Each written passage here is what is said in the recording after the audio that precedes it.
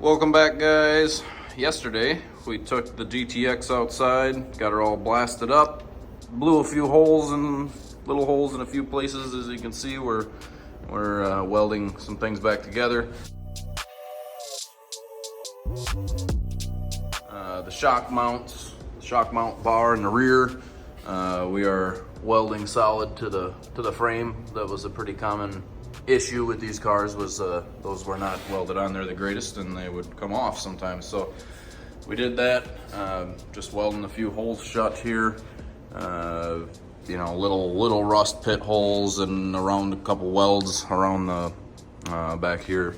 You look up there, there was a couple welds where the weld didn't quite make it all the way around the hole. So anywhere you can see light through, what we do is take a flashlight from the other side. One guy walks around, we look for holes that aren't supposed to be there.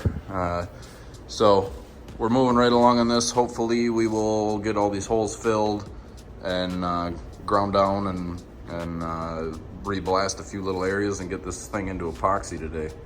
So as you can see, we did not strip the skins. We did not blast the outside of the car panels really at all. We blasted around the window openings, the trunk jams, we blasted the door jams, the front windshield opening, but the major panels, the quarters, all the exterior panels do not get blasted.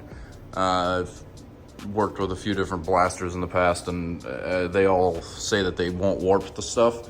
Every one of them has warped things, even completely ruined things. So we don't touch the outside with a blaster of any kind. And this is all new metal.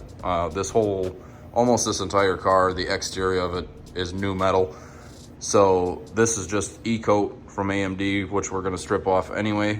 But it's very thin, very easy to get off. We're just gonna mechanically strip it with a sander. So we'll start with a 8-inch pad on a rotary, get most of it, and then we'll finish with DA. And then we won't do that until we get all this in epoxy. So the bottom and the inside, we're gonna get in epoxy. And then next week, we're gonna start stripping the outside, do our metal prep, get the outside into epoxy. And then at that point, this will go back on its wheels on the ground. We'll bolt panels back on, we'll start doing filler work.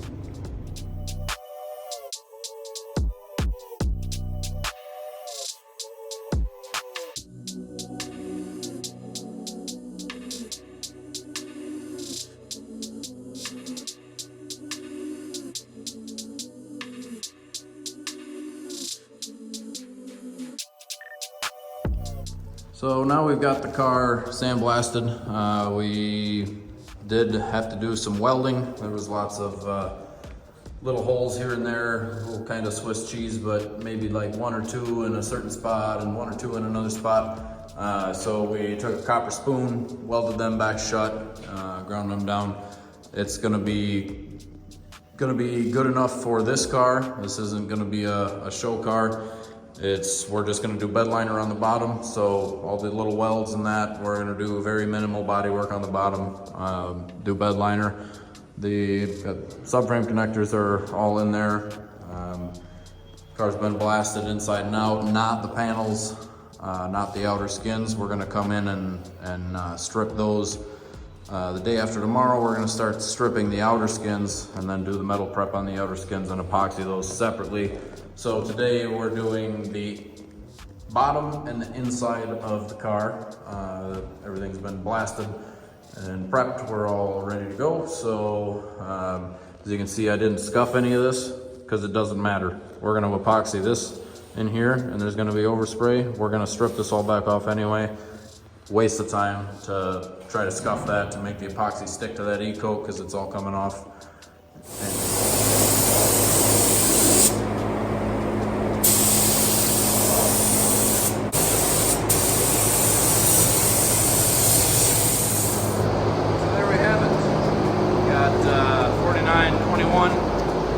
Down on everything except the skins, which, like I said, we're going to strip those Friday and get those into epoxy. So what I'm going to do next, I'm going to let this flash for a good long while. We are going to be painting inside the trunk, and there's lots of spot welds and things inside the trunk. So what I'm going to do is going to let this flash, and I'm going to spray some 2050 in the engine bay, because we're going to be doing body work in the engine bay. We want some build to smooth out some rust pits and some patchwork and whatnot.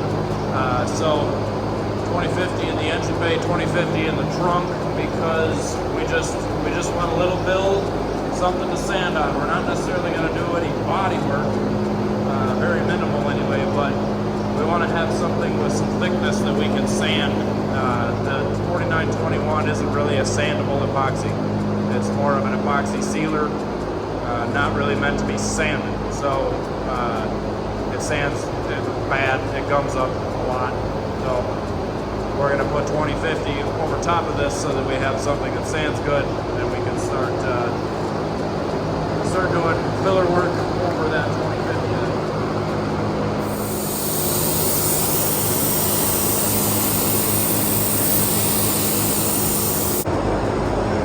We've got 2 coats of 2050 on every surface that's going to get painted, except for the outer skins. So jams, engine bay, trunk floor, things like that. Just gives us a little bit of build, gives us something to sand on that sands well, unlike the 4921.